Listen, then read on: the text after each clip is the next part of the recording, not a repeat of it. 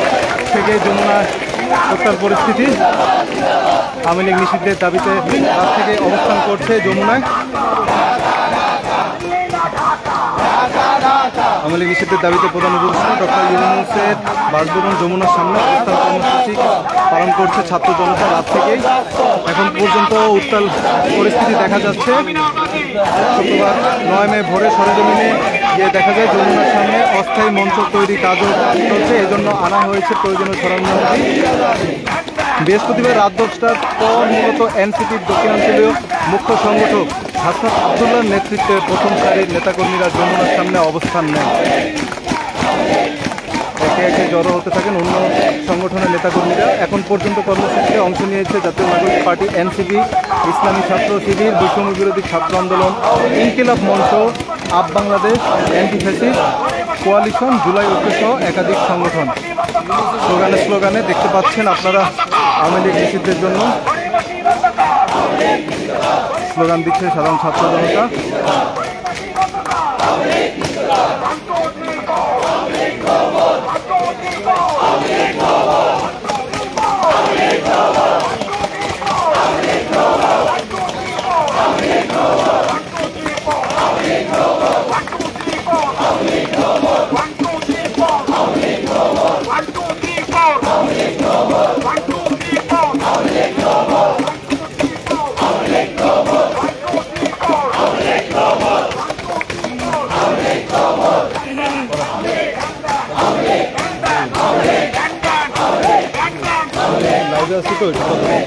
জি, আপনার এখানে আসছিলেন কেন, যদি একটু কারণটা জানাতেন। আমরা আসছি আসলে আমরা জুলাই অভ্যুত্থানের পর গুরুতর আহত হয়েছি। আমাদের কোনো ভালো সেবা হচ্ছে না। এক, বাংলাদেশের মধ্যে বিরাট ষড়যন্ত্র চলছে উপদেষ্টাদের মধ্যেই। আমরা চাই যে কোনো পর্যায়ে আওয়ামী লীগ এবং আওয়ামী লীগের অঙ্গ সংগঠন চিরতরে নিষিদ্ধ করা হোক এবং খুনি হাসিনা সহ হাসিনার দোষরদের বাংলাদেশে অবশ্যই আইনের আওতায় এনে বিচার করা হোক। এই দাবির জন্য, এই দাবি আদায়ের জন্যই আমরা এখানে উপস্থিত। তো এই অবস্থানটা মানে কিরকম দেখা যাচ্ছে, আপনারা কতক্ষণ পর্যন্ত থাকতে পারেন? আমরা দাবি আদায় না হওয়া পর্যন্ত আমরা রাজপথে আছি। দাবিটা যদি আবারও বলতেন, প্রধান দাবিটা আমাদের দাবি মূল আওয়ামী লীগ এবং আওয়ামী লীগের অঙ্গ সংগঠন বাংলাদেশ থেকে নিষিদ্ধ করতে হবে। তার কারণ তারা বারবার প্রমাণ করেছে তারা একটা সন্ত্রাসী জনগোষ্ঠী। তারা আমাদের 57 বাংলাদেশ সেনাবাহিনীর সেনা অফিসারকে হত্যা করেছে পিলখানায়। তারপর তারা শাপলা চত্বরে আলেম ওলামাদের উপর অস্ত্র হামলা করে অগণিত আলেম ওলামা হত্যা করেছে। এরপর এই জুলাই আন্দোলনে হাজার হাজার ভাই শহীদ হয়ে গেছে আমাদের। আমরা হাজার হাজার লোক পঙ্গু। অতএব এই আওয়ামী লীগের সংগঠনকে বাংলাদেশ থেকে চিরতরে নিষিদ্ধ ঘোষণা করতে হবে। আপনি আসছিলেন কখন? আপনি কখন আসছেন? এই জায়গায় যোগ দিয়েছেন কখন? আমি আসছি রাত 11টার সময়। আমরা পিজি হসপিটাল থেকে 54 জন আসছি আহত ব্যক্তি রাত 11টার সময়। আপনাদের সাথে এখানে কথা বলতে কারা কারা আসে নেতাকর্মী? আমাদের এখানে সাজিদ ভাই, আবুল হাসান, তারপর শিবিরের মাসুদ ভাই আস্তে আস্তে আসবে। আজকে যেহেতু জুমার নামাজের পরে আপনারা দেখতে পারবেন। দর্শক, যেমনটা আমরা শুনছিলাম যে জুলাই আহত যারা রয়েছে এবং ছাত্র জনতা রাত থেকে এই জায়গায় অবস্থান করছে। সার্জিস আলম কিছুদিন আগে কথা বলে, এর আগে হাসনাত আবদুল্লাহ রাত থেকেই তাদের সাথে ছিল। এমন দাবিতে তারা এখান থেকে অবস্থান করছে এবং দাবি আদায় না করা পর্যন্ত তারা এখান থেকে উঠবে না, এমনটাই জানাচ্ছিলেন। দর্শক, এই পাশটিতে দেখতে পাচ্ছেন বিজেপি মোতায়েন করা হয়েছে, পুলিশ মোতায়েন করা হয়েছে এবং পিছনে সেনাবাহিনী রয়েছে। তারা এই ব্যারিকেড দিয়ে, যে প্রধান উপদেষ্টা ডক্টর ইউনূস বাসভবনে এখানে ব্যারিকেড দিয়ে রেখেছে। আবার এই পাশটিতে র্যাবের কর্মকর্তা এবং র্যাবের সদস্যরা অবস্থান করছে।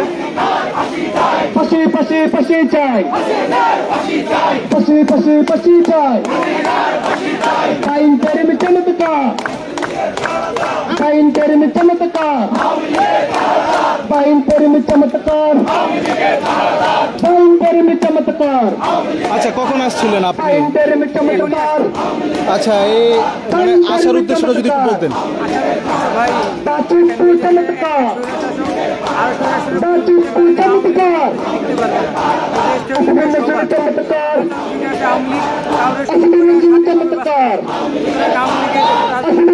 চমৎকার, বাচিকপুর চমৎকার, বাচিকপুর চমৎকার, বালুবাড়ি চমৎকার, আসিফুল নজরুল চমৎকার, আসিফুল নজরুল চমৎকার, बड़ी लगे बड़ी में, बड़ी लगे बड़ी में, बड़ी लगे बड़ी में, रसी लगे रसी में, पसी पसी पसी चाय, पसी पसी पसी चाय, एक साथे लीग पर,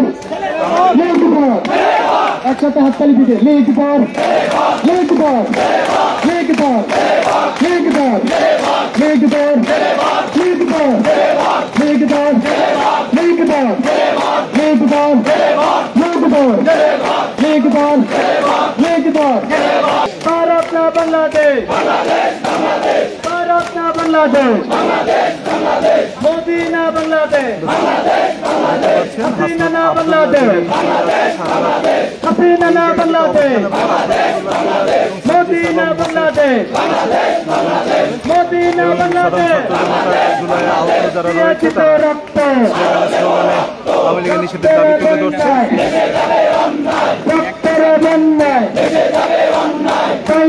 চমৎকার, চমৎকার,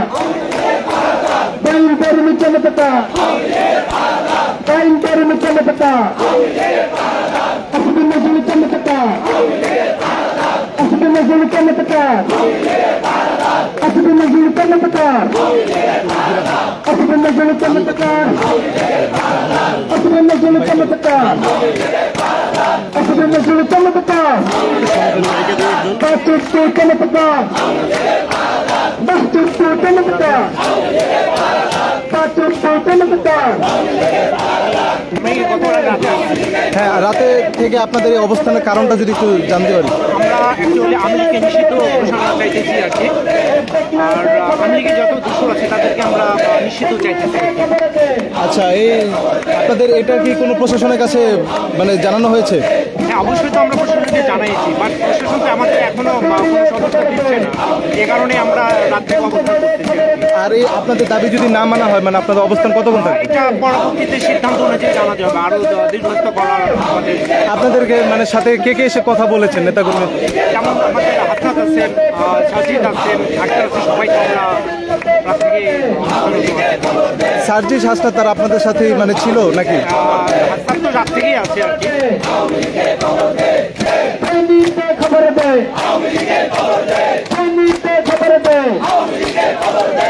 পুরে খবর দেয়, পুরে খবর দেয়, হাতেরে খবর দেয়, মনাইলে খবর দেয়, পুরী গ্রামে খবর দেয়, রংপুরে খবর দেয়, রংপুরে খবর দেয়, হাতেরে খবর দেয়, জমলপুরে খবর দেয়, বসি বসি চাই।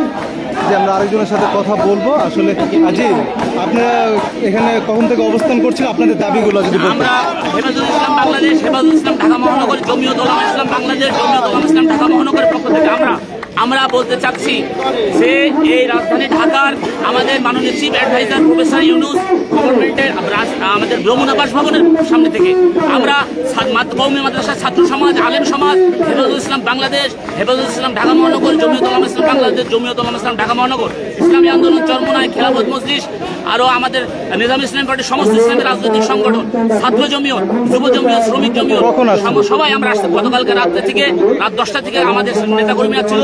জুম্মার নামাজের পরে আরো আমাদের স্কুল, কলেজ, বিশ্ববিদ্যালয়, মাদ্রাসা, ছাত্র সমাজ ইনশাআল্লাহ এসে যাবে।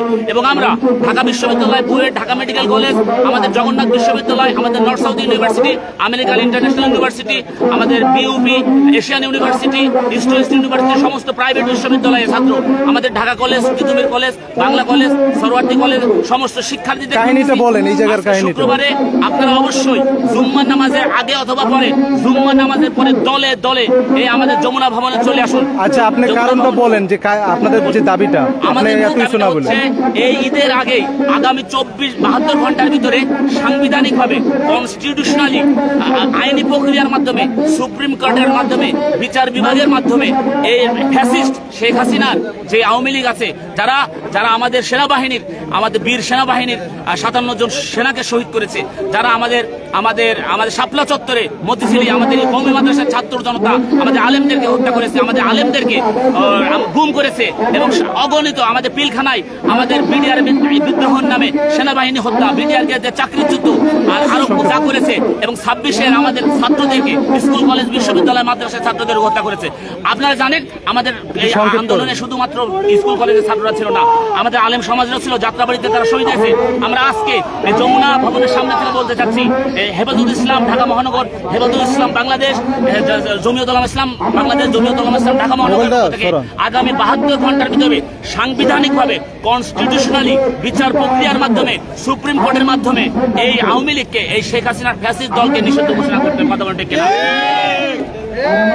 তারা যেমনটা বলছে, তাদের এই আন্দোলন একদিনও হতে পারে, আবার 1 মাসও হতে পারে। তারা জিনিসটা সঠিকভাবে এখন পর্যন্ত জানায়নি। তারা তাদের এই দাবি না মানা পর্যন্ত তারা এই জায়গাটিতে অবস্থান করবে বলে তারা জানাচ্ছিলেন। বৃহস্পতিবার রাত 10টার পর এনসিপি দক্ষিণাঞ্চলীয় মুখ্য সংগঠক হাসনাত আবদুল্লাহর নেতৃত্বে প্রথম সারির নেতাকর্মীরা যমুনার সামনে অবস্থান নেন, এবং আপনারা দেখতে পাচ্ছেন এই ছাত্র জনতা এবং জুলাই আহত যারা ছিল তারাও তাদের সাথে গতকাল রাত 10টার দিকে অবস্থান নেয় এই জায়গাটিতে। একে একে জড়ো হতে থাকেন অন্য সংগঠনের নেতাকর্মীরাও। এখন পর্যন্ত কিন্তু কর্মসূচিতে অংশ নিয়েছে জাতীয় নাগরিক পার্টি, এনসিপি, ইসলামী ছাত্র শিবির, বৈষম্য বিরোধী ছাত্র আন্দোলন, ইনকিলাব মঞ্চ, up Bangladesh, anti fascist coalition, July ঐক্য সহ একাধিক সংগঠন। এই পাশটিতে আইন শৃঙ্খলা বাহিনী তারাও অবস্থান কঠোরভাবে নিয়েছেন।